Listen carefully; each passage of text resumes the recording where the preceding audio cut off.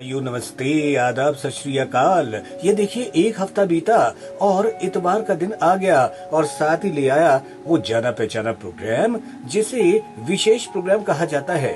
और भाई, आज तो हमारे साथ में एक बहुत ही जबरदस्त शख्सियत है जिन्हें आप सुन तो पाएंगे भी और टेलीविजन पर देख भी पाएंगे। तो भाई, ये है deputy advocate general high court के, जी हाँ, पंजाब हरियाणा हाई कोर्ट के डेप्यूटी एडवोकेट जनरल, जो जिनका नाम है सुरेंद्र कुमार साहब। और आप इनको बहुत अच्छी तरह जानते भी हैं, इनका नाम आपने सुना भी हुआ है। बहुत बड़े समाज सेवी हैं और छात्र जीवन से ही इन्होंने समाज के क्षेत्र में बहुत बड़ा योगदान दिया है, कई लोगों को लाभान्वित किया है और साथ ही साथ में राजनीति पर भी इनके अपने एक विचार हैं। लेकिन आज जो सबसे पहली और सबसे जो प्राथमिक जो चीज जो हम जिसके लिए हमने इन्हें यहाँ पे आमंत्रित किया है वो है समरसता। जी हाँ, समरसता अभियान, जिनके साथ में ये जुड़े हुए हैं और इसमें क्या क्या दायित्व हैं इनके, क्या क्या ये कर रहे हैं क्षेत्र में, इस बारे में हम बातचीत करेंगे। तो सबसे पहले तो सुरेंद्र साहब का हम स्वागत करते हैं। सर, बहुत बहुत स्वागत है साझा रेडियो। नमस्कार, बहुत बहुत धन्यवाद सर। सबसे पहले तो मैं ये जानना चाहूंगा कि कैसा लगा आपको साझा रेडियो में आकर? बहुत आनंदित अनुभव कर रहा हूँ। साझा रेडियो बहुत अच्छा प्लेटफॉर्म है और यहाँ पर आकर हम सबको एक आनंद की अनुभूति होती है। बहुत बढ़िया सर। अच्छा सर, वैसे तो बहुत सारे आपके कार्य हैं और कार्य क्षेत्र है जहां पर आप काम कर रहे हैं। केवल deputy advocate general high court तक ही आप सीमित नहीं रहे हैं, बल्कि आप इसके अलावा भी बहुत कुछ कर रहे हैं। लेकिन सर, अभी जो हमने एक अभियान के बारे में बात की वो है समरसता अभियान। तो सर, सबसे पहले जो सवाल जहन में ये उभरता है कि आखिर समरसता होती क्या है और किस प्रकार से आप इससे जुड़े हैं और इसका उद्देश्य क्या है, हम चरणबद्ध तरीके से इसको जानेंगे सर। भारत एक सांस्कृतिक देश है। यहाँ बहुत प्रकार की विविधताएं हैं, भिन्न भिन्न जातियां हैं, बिरादरियां हैं, कई धर्म हैं। उससे आगे बढ़कर सर्वप्रथम हम सब एक ईश्वर की संतान हैं। ये धरती हमारी माता है, उस नाते से हम सब भाई भाई हैं। और इसलिए इस सारे विचार को लेकर कि हम सब एक ईश्वर की संतान हैं, भाई भाई हैं, उस नाते से हम सब इकट्ठे हैं, एक होकर हम रहे और ये अपनी एक लंबी लाइन खींचे कि छोटी बातों में ना पड़कर कि हम सब भारतीय हैं, हम सब हिंदू हैं। उस नाते से हम सब लोग भारत निर्माण में अपनी सहभागिता निश्चित करें और इसके लिए फिर हम सबको अपनी जाति बिरादरी, अपने पंथ संप्रदाय से ऊपर उठकर हमें भारत के लिए हिंदू होकर विचार करना पड़ेगा। बहुत खूब सर, बहुत खूब। और सर, इस क्षेत्र में, समरसता के क्षेत्र में आप जोड़ने के लिए क्या कार्य कर रहे हैं? किस तरह से आप एक्टिव हैं? किस तरह से लोगों को एकत्रित करें? क्या कोई ऐसा मंच है, कोई ऐसी संस्था है जो कि समय समय पर कोई मैगजीन छापती है या कोई इस तरह के कार्य करती है? राष्ट्रीय स्वयंसेवक संघ एक देश का बहुत बड़ा संगठन है और उसी विचार को लेकर सामाजिक समरसता मंच देश भर में काम कर रहा है। और सामाजिक समरसता मंच के माध्यम से हम पूरे देश भर में भिन्न भिन्न जाति बिरादरियों के सब बंधुओं को साथ लेकर भिन्न भिन्न जाति बिरादरियों में इस देश में जितने भी महापुरुष हुए हैं उन सब महापुरुषों को, उनकी जयंतियां, पुण्यतिथियां सब हिंदू समाज, सब भारतीय समाज मिलके मनाए, उसके लिए हम प्रयासरत हैं। दूसरा, इस देश का युवा वो वर्तमान समय में जिस प्रकार से भिन्न भिन्न जाति बिरादरियों में बटा हुआ है, उस युवा को भारतीय होने के नाते, हिंदू होने के नाते राष्ट्र निर्माण में वो भारतीय होकर लगे, उसके लिए हम युवाओं के बीच में जाकर अपना जो समरसता का विचार है, भाईचारे का विचार है, अपनत्व का विचार है, प्रेम का विचार है, सभी के साथ जो है भातृत्व भाव के साथ हम लगे, उसको लेके हम कॉलेजों में, स्कूलों में जाकर वहाँ कार्यक्रम कर रहे हैं। बहुत बढ़िया सर, बहुत बढ़िया। ये है एक मुलाकात आपकी अपनी साझा रेडियो 90.8 FM पर। और जैसे कि मैंने अभी थोड़ी देर पहले कहा कि हमारे साथ में जुड़े हुए हैं deputy advocate general high court के श्री सुरेंद्र कुमार जी, और इनसे हमने अभी समरसता के बारे में बात की। और इसी से जुड़ी हुई एक चीज है और वो है ABVP जिसके ये लीडर हैं और इन्होंने काफी काम किया इस क्षेत्र में। तो सर इस चर्चा को आगे बढ़ाते हुए मैं जानना चाहूंगा कि सबसे पहले ABVP का जो है ये फुल फॉर्म क्या होता है?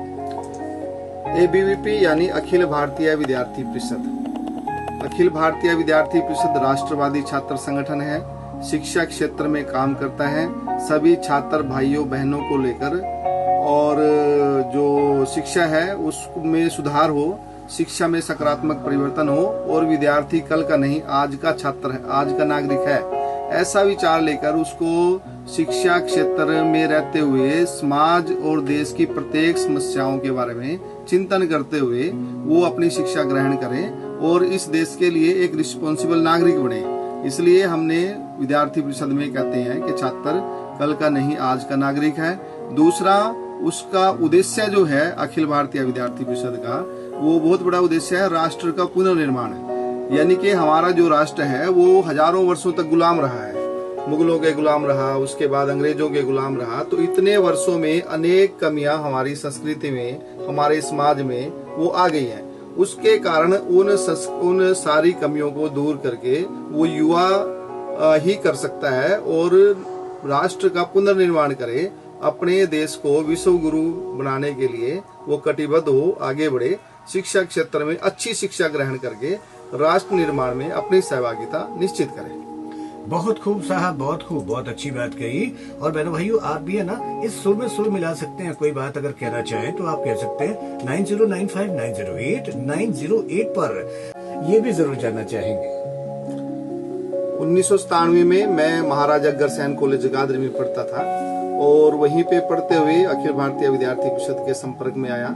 बाद में मैं कॉलेज का मंत्री बना, कॉलेज फिर विश्वविद्यालय में पढ़ने गया तो विश्वविद्यालय संयोजक और फिर प्रदेश का सह मंत्री, प्रदेश मंत्री, और प्रदेश मंत्री के बाद फिर मैं राष्ट्रीय कार्यकारिणी सदस्य के रूप में विद्यार्थी परिषद में मैंने लगभग 20 साल काम किया है और देश भर के कई आंदोलनों में सक्रिय सहभागिता की है। देश में जब 2G स्पेक्ट्रम जैसे घोटालों के खिलाफ युवा खड़ा हुआ था, उस वक्त हमने यूथ अगेंस्ट करप्शन हमारा संगठन हमने बनाया था और उसके माध्यम से हमने देश भर में, और मैं हरियाणा में उस यूथ अगेंस्ट करप्शन का सह संयोजक था प्रांत का, और उसमें हमने बहुत काम किया। उस समय हम जेल भी गए, काफी आंदोलन भी किए कुरुक्षेत्र विश्वविद्यालय के विद्यार्थियों के साथ मिलकर।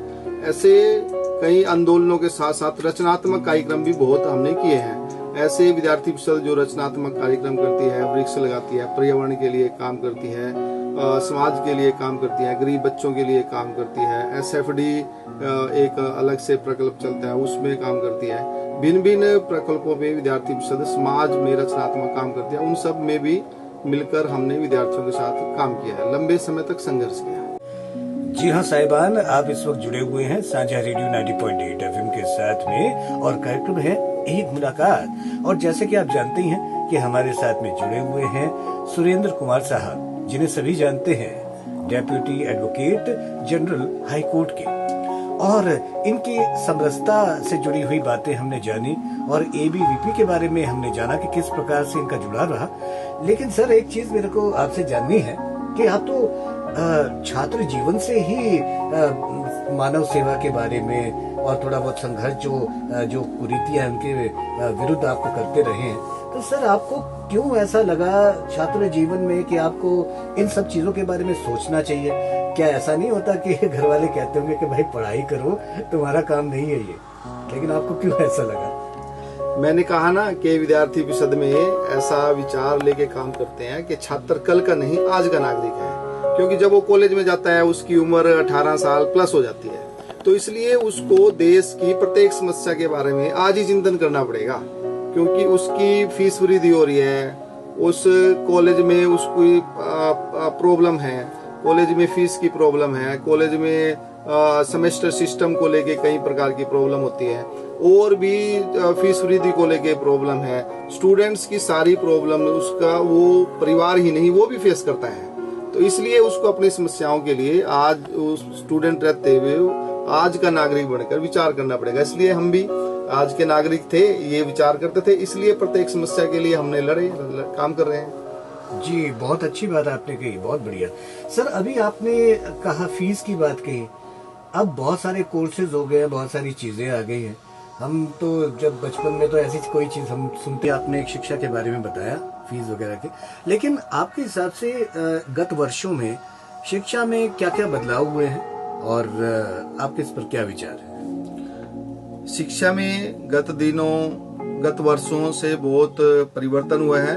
अभी केंद्र सरकार नई शिक्षा नीति लेकर आई है और वो नई शिक्षा नीति इतनी सुदृढ़ है, भारत के विचार के अनुसार इतनी अच्छी है कि प्रत्येक विद्यार्थी को अपने इच्छा और इंटरेस्ट के अनुसार जो है वो कोई भी विषय ले सकता है, किसी भी विषय में आगे बढ़ सकता है। उसके साथ साथ वो रोजगार के लिए एक बड़ा विद्यार्थियों के लिए एक स्कोप खुलने वाला है नई शिक्षा नीति में। और ऐसी शिक्षा नीति जो भारत के विचार के अनुसार है। पहले जो शिक्षा के क्षेत्र में हम देखते थे, बहुत सी पुस्तकों में भारत के महापुरुषों के बारे में अपमानजनक टिप्पणियां थी, जाट लुटेरे थे। इस प्रकार की जो टिप्पणियां हैं वो नई शिक्षा नीति में समाप्त कर दी गई हैं।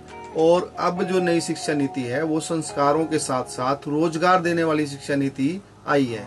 और इस शिक्षा नीति को मैंने भी पढ़ा, हम इसका अभिनंदन भी करते हैं, स्वागत भी करते हैं।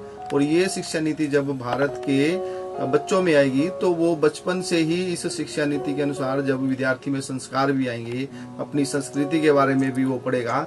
और उसके बाद पढ़ने के साथ साथ उसको रोजगार, जिस प्रकार का रोजगार जो विद्यार्थी चाहता है, जिस प्रकार जो पढ़ना चाहता है, इंग्लिश कंपलसरी नहीं है।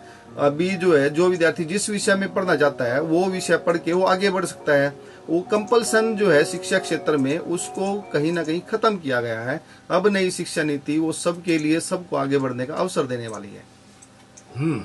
बहुत ही सही बात आपने कही। और बहनों भाइयों, आप बहुत ही तन्मयता से इस इंटरव्यू को सुन रहे हैं और आगे भी कुछ बहुत ही महत्वपूर्ण बातें जुड़े हुए हैं इस प्रोग्राम के साथ में, जिसका नाम है एक मुलाकात, जिसे आप सुन रहे हैं साझा रेडियो 90.8 FM पर।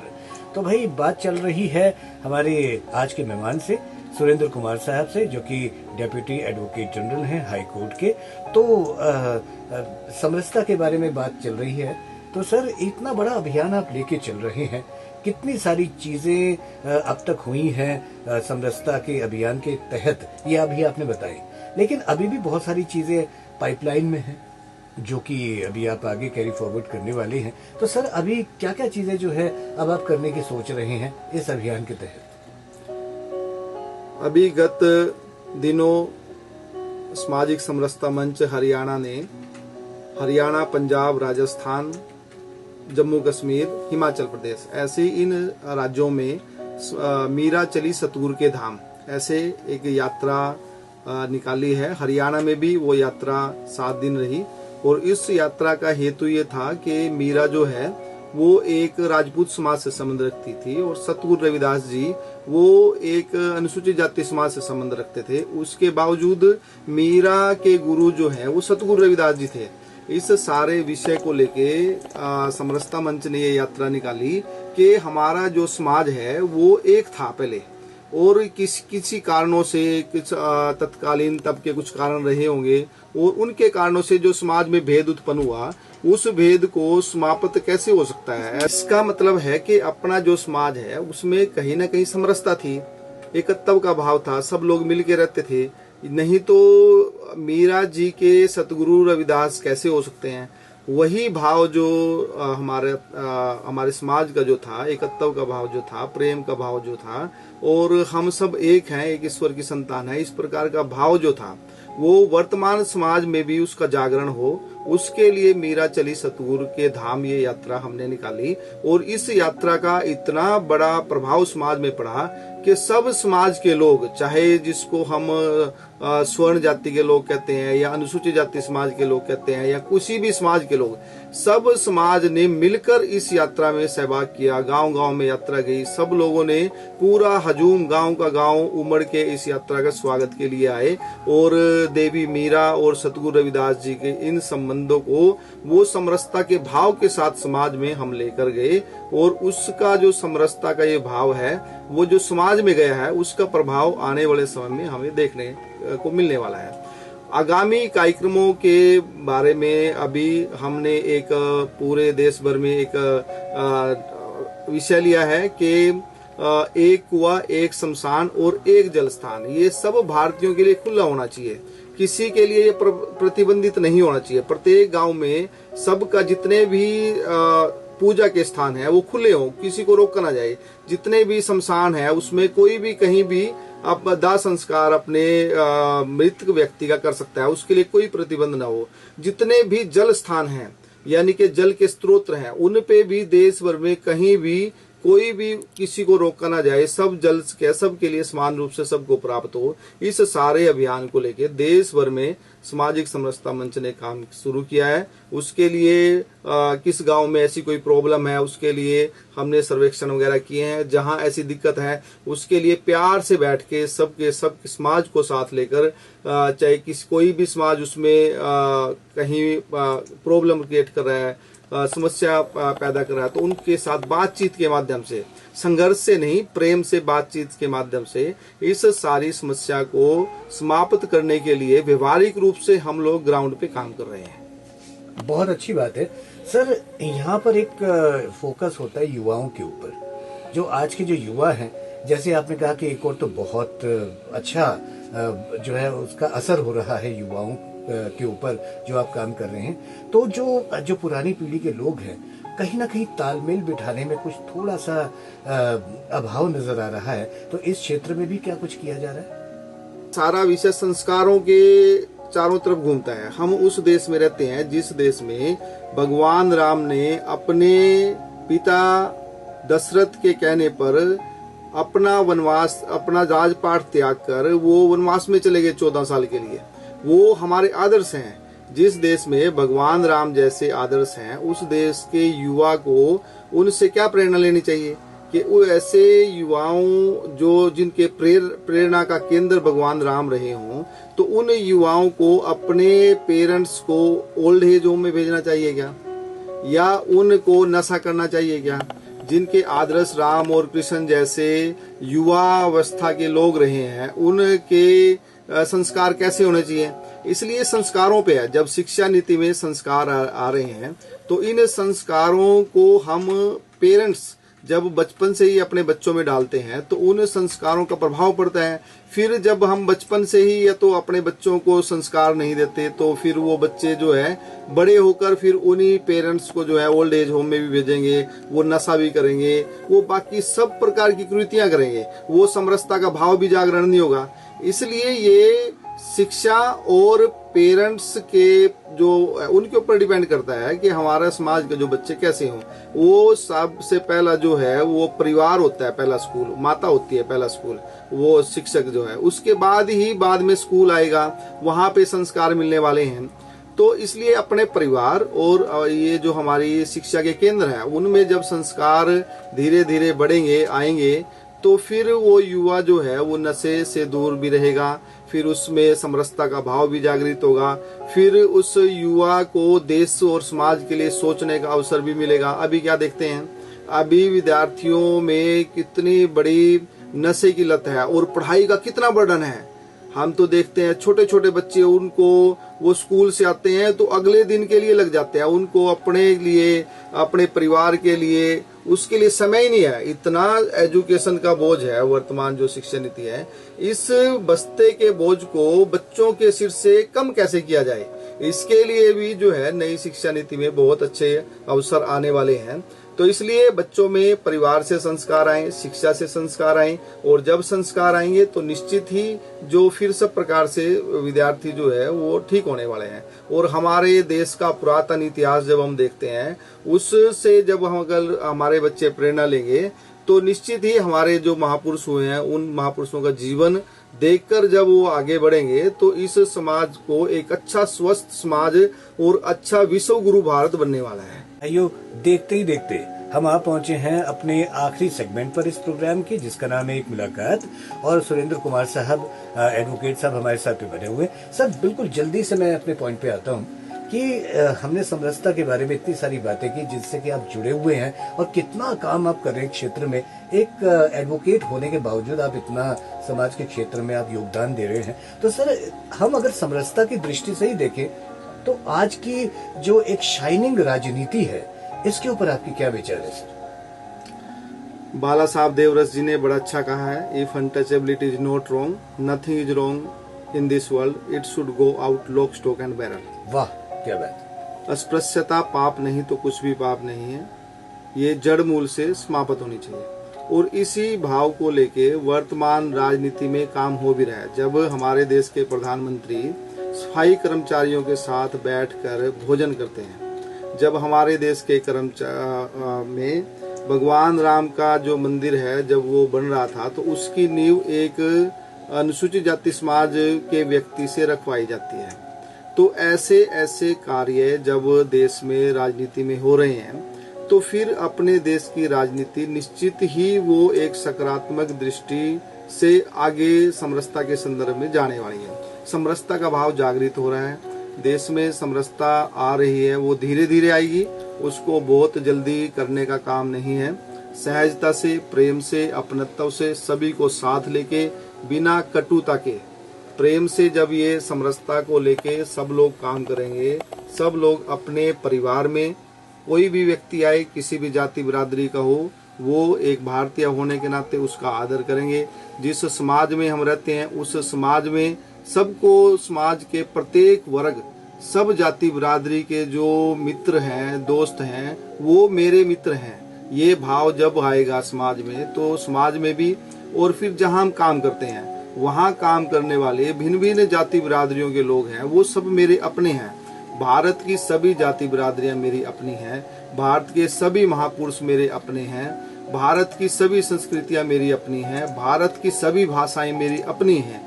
जब ये भाव हम सब के मन में आ जाएगा तो अपना देश में निश्चित ही समरसता आने वाली है। और ये हो रहा है अपने देश में, हम इसको देख रहे हैं, अपनी आंखों से होता हुआ देख रहे हैं। हमारे देश का वर्तमान राजनीतिक नेतृत्व भी और सामाजिक नेतृत्व भी इस दिशा में आगे बढ़ रहा है।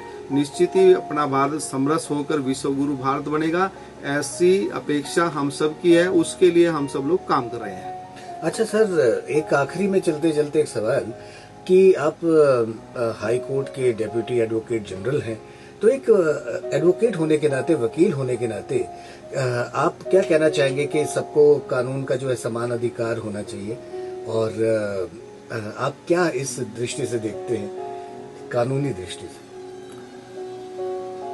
भारत का जो संविधान है, बाबा साहब अम्बेडकर जी ने भारत का संविधान जो है इस प्रकार से, उस समय की जो संविधान समिति थी उन सब ने इतना अच्छा संविधान बनाया। उस संविधान में जो है समानता का अधिकार है। समानता और समरसता दोनों अलग अलग बातें हैं। समानता यानी इक्वलिटी, और इक्वलिटी तो अपने परिवार में भी नहीं होती। अपने परिवार में भी कोई छोटा है कोई बड़ा है, ऐसा तो नहीं करते ना। अभी जो छोटा बच्चा है उसको काट पीट के, छोट पाट के थोड़ा लंबा करेंगे, या कोई लंबा है उसको काट पीट के, छाट के और उसको बराबर करने, ऐसा तो नहीं होता ना। तो अपने देश में जो है समरसता है, हम सब एक परिवार के लोग हैं, एक धरती माता के पुत्र हैं, चाहे छोटे हैं चाहे बड़े हैं। उन सब के बीच में अगर प्रेम है, अगर वो सब आपस में भाई भाई ये मानते हैं कि हम सब भाई भाई हैं, एक ईश्वर की संतान है, तो फिर उनमें वो कटुता नहीं होगी, फिर परिवार का भाव होगा, फिर समरसता का भाव होगा। लेकिन अगर इक्वलिटी की बात करें, इक्वलिटी अमंग इक्वल, ऐसा कॉन्स्टिट्यूशन में है, समानता समान लोगों के बीच में होनी चाहिए। तो वो उस समानता उस प्रकार से जो है, जो संविधान में कहा, बिल्कुल सही कहा है कि जो समान लोग हैं उनमें समानता चाहिए, लेकिन समरसता सब में चाहिए। तो इसलिए हमारे देश में संविधान में भी और हमारे देश के कानून में भी जब हम समरसता की बात करते हैं, जब हम समानता की बात करते हैं, तो उसके साथ साथ जो है फिर हमारे कुछ कर्तव्य जुड़ते हैं।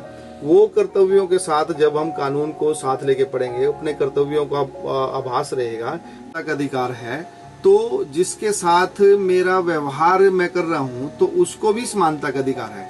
मेरी समानता के लिए मेरा कर्तव्य है कि मैं उसकी जो सामने वाले की समानता है उसका भी आदर करूं। जब मेरे अधिकार, समानता का अधिकार और मेरे कर्तव्य उनका आभास करके हम समाज में जीते हैं, तो फिर समरसता का भाव से समाज में आगे बढ़ने का भी और कानून के रूप में भी फिर हमें उस पर आनंद आता है। लेकिन अगर हम अपने समानता के अधिकार की ही बात करते रहेंगे फिर उसमें समरसता का भाव जागृत नहीं होता रहेगा। फिर हमें तो अपना अहम होगा कि मुझे समानता चाहिए, मुझे समानता चाहिए। समानता के साथ साथ जो है समरसता के भाव का जागरण और उसका आभास अपने मन में लेके दूसरों के साथ भी मैं समानता करूंगा। जब ये भाव मन में रहेगा तो फिर समरसता समाज में आएगी। फिर समानता के लिए फिर झगड़ा नहीं होगा, फिर समानता के लिए प्रेम होगा, फिर समानता के लिए अपनत्व का भाव जागृत होगा। चलिए सर, इसी बात पर युवाओं की दृष्टि से एक सवाल उभरता है। बहनों भाइयों, ज्यादा समय न लेते हुए हम इस आखिरी सेगमेंट में पहुंचे हैं और हम सुरेंद्र साहब से, deputy advocate general high court के जो हैं, इनसे हम ये जानना चाहेंगे कि सर ये जो युवा है, जैसे कि हमने अभी थोड़ी देर पहले बातचीत की थी कि कुछ युवा जो है वो पथभ्रष्ट भी हुए हैं समय के साथ साथ, कि जिनको जैसे नशा में चले गए या अपने बुजुर्गों को निकाल दिया। लेकिन बहुत बड़ी संख्या में ऐसे भी युवा है जो जागरूक हुए हैं अपने देश के प्रति, समाज के प्रति और कानून के प्रति, हर चीज के प्रति वो जागरूक हुए हैं। तो सर अगर ऐसे जागरूक नागरिक और युवा और अधेड़ या बुजुर्ग जो भी हैं, अगर वो इस समरसता जागरूकता अभियान से या मंच से जुड़ना चाहें, आपसे जुड़ना चाहें, आपसे सलाह लेना चाहें, तो सर किस प्रकार से कहां पर वो आपसे संपर्क कर सकते हैं? कौन सी वो जगह है, कौन सा वो नंबर है जहां पर कि आपसे संपर्क किया जा सकता है? सभी का अभिनंदन है, स्वागत है देश के इस कार्य में कि अपना समाज समृद्ध बने, अपना समाज समरस बने, अपना राष्ट्र समरस बने। उस कार्य में अगर कोई जुड़ना चाहता है तो उसके लिए हम सभी का अभिनंदन करते हैं।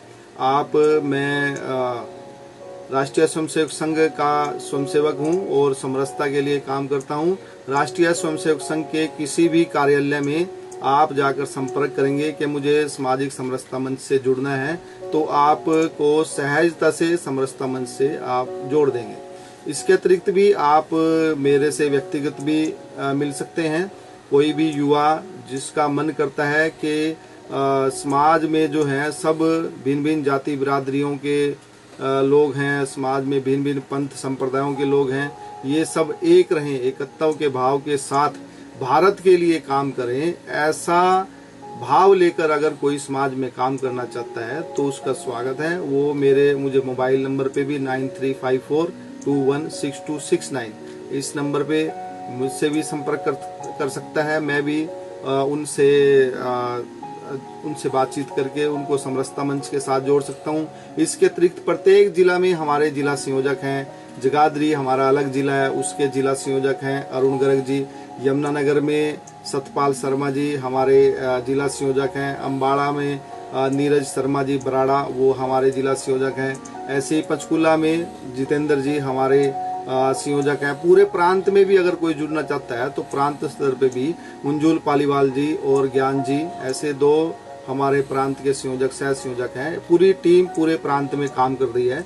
तो किसी भी जिले में आप समरसता मंच के जिला संयोजक से या राष्ट्रीय स्वयंसेवक संघ से संपर्क करके इस राष्ट्र हित के, देश हित के कार्य में जुड़ सकते हैं। बहुत अच्छी बात है बहनों भाइयों, आपने नंबर और पता अच्छे से नोट कर लिया होगा और मुझे इसका पूरा विश्वास है। तो चलिए साहब, चलते चलते जल्दी से संक्षेप में आप एक जनरल सा मैसेज देना चाहेंगे सुनने वालों को हमारे साझा रेडियो की? आप सभी के लिए इतना ही संदेश है, मेरा व्यक्तिगत संदेश है कि हम सब जहाँ जहाँ भी रहते हैं वहाँ भिन्न भिन्न जाति बिरादरियों के जो लोग हैं वो रहते हैं। उन सब के साथ हमारा जो भाव है वो एक भारतीय होने के नाते, भारतीय जैसा भाव कि हम सब एक ईश्वर की संतान हैं, ये धरती हमारी माता है, उस नाते से हम भाई भाई हैं। और सबके साथ प्रेम का व्यवहार हो, अपनत्व का व्यवहार हो। हम सब इंसान होने के नाते इंसान जैसा व्यवहार करें। जातिगत विषमता और भेदभाव में फंसकर किसी भी इंसान के साथ दुर्व्यवहार ना करें। सब एक जैसा परमात्मा ने सबको बनाया है। ये जो भाव है ये हमारी संस्कृति का भी भाव है, भारतीय संस्कृति का भी भाव है। हमारे संतों महापुरुषों का भी यही संदेश रहा है कि हम सब एक ईश्वर की संतान हैं। उस नाते से हम सबके साथ समानता का व्यवहार करें, समान का व्यवहार करें, समरसता का व्यवहार करें। ऐसा आप सभी से मेरा निवेदन है, मेरा संदेश है। बहुत अच्छे साहब।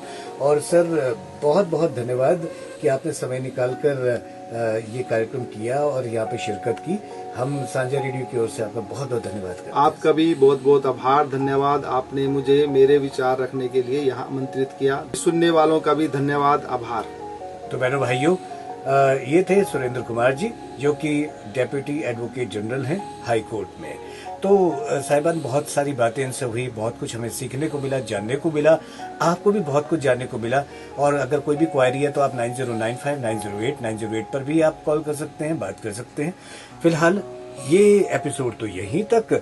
अगले